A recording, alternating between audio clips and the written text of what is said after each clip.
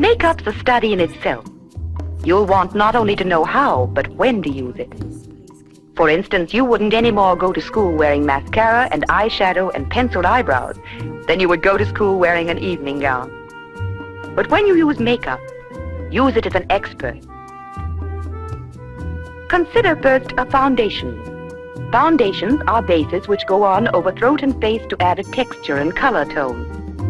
Whatever the type of foundation, smooth it into the skin. Blend and keep blending till the foundation's completely unnoticeable. To choose the right color, study yourself. Your total coloring is strictly your own. Experiment to find the right foundation color. If your skin tends to be sallow, try a foundation with some pink in it. For a skin that tends to have too much color, use a light foundation to take away some of the color. But whatever you do, don't use your foundation as a thick mask.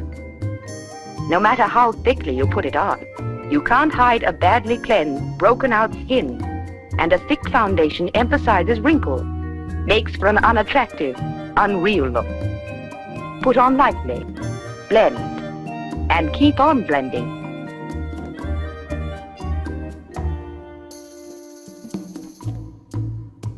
Foundation then, only for the lightest of color veils, used over a basically fine skin. Now to the question of rouge. Rouge is a tint, not a paint.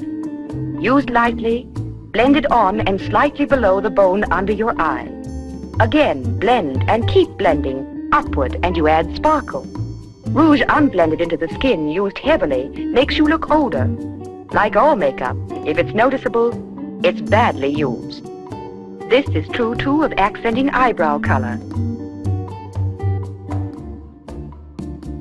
So never draw a single heavy line, just accent the natural look.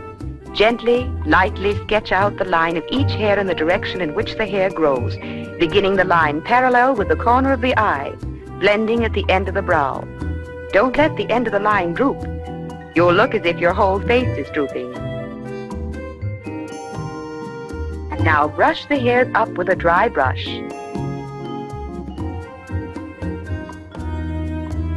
And then, taking a small comb, barely turn down the tips of the hairs. You'll have a beautiful, clean line. For the right occasion, eyeshadow's also an aid to eye beauty. Choose a color that brings out your own eye color. Blue for blue eyes. Using just a bit of the shadow on your finger, begin tracing the line as close to the lid edge as possible. Here green is used for hazel eye. Start halfway across the lid. This makes the eye look larger. Now blend and blend until it's absolutely unnoticeable, right up and out toward the hairline. Keep blending.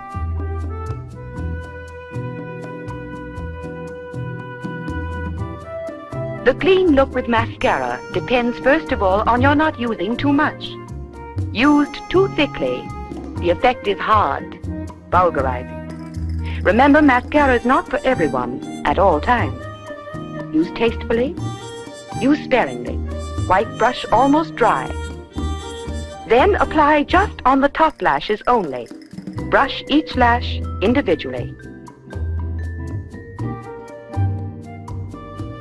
Now take a dry brush. Again, brush each lash separately, till all but just a touch of color is brushed off. The beauty of the eye is what you see, not the makeup. The use of lipstick's one of the greatest tests of your artistry and good taste in using makeup. For the cleanest, most natural line, use a brush. A little patience and a little practice and you'll be an expert. Fill the brush with color.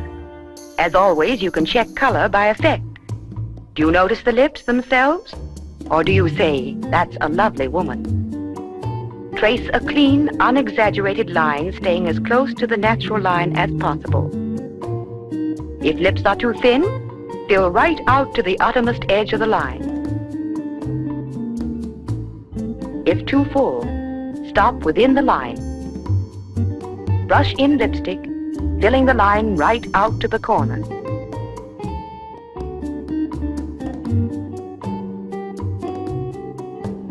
Now this is important. Blot off all excess for the smooth, natural look.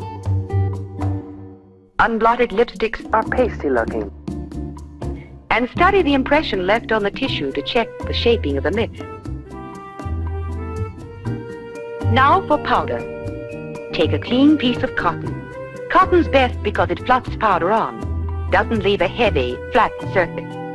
Use fresh each time for absolute cleanliness. Fluff on powder for a softening effect. And then brush and brush off.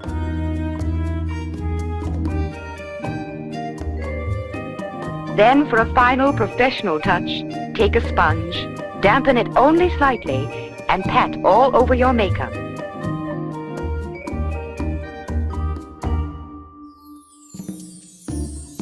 Face beauty that is the beauty of natural health.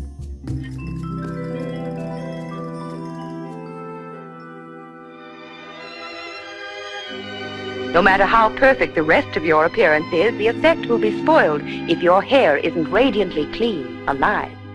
As in skincare, the two most important factors for scalp health are cleanliness and circulation. Hair, the roots of the hair, are as living as body and face skin. Blood must be kept circulating through them, particularly through the roots, the scalp.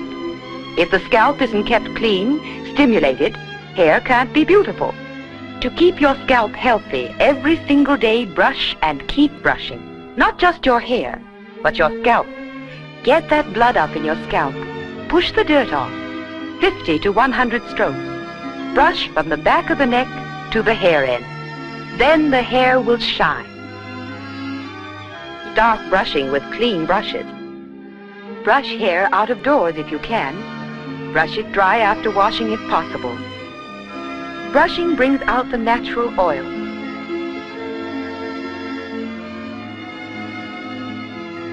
And it doesn't take greater elasticity, a true vital look which makes any wave more beautiful.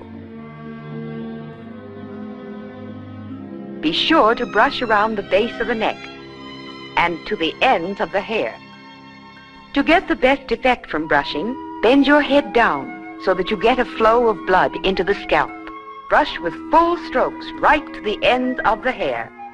Upward and outward, feel the blood tingling in your scalp. Your hair's taken on a shining new beauty.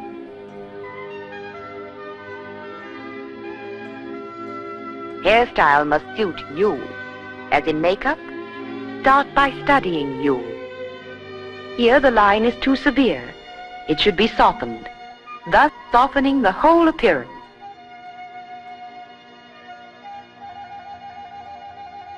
No masses of curl. No draggling of hair around the neck. The important thing is line, not curl. Simplicity is the greatest beauty. Set in the way that best fits your face and activity. Here, the hair is a shapeless bush. It is pulled simply back from the face, giving a simple, youthful look.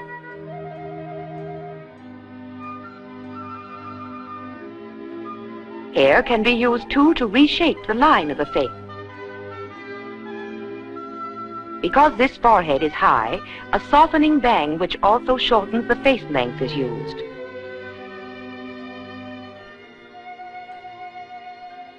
And there you have a simple hairdress, so simple you can take care of it at home. A hairdress that brings out all the best lines of your face.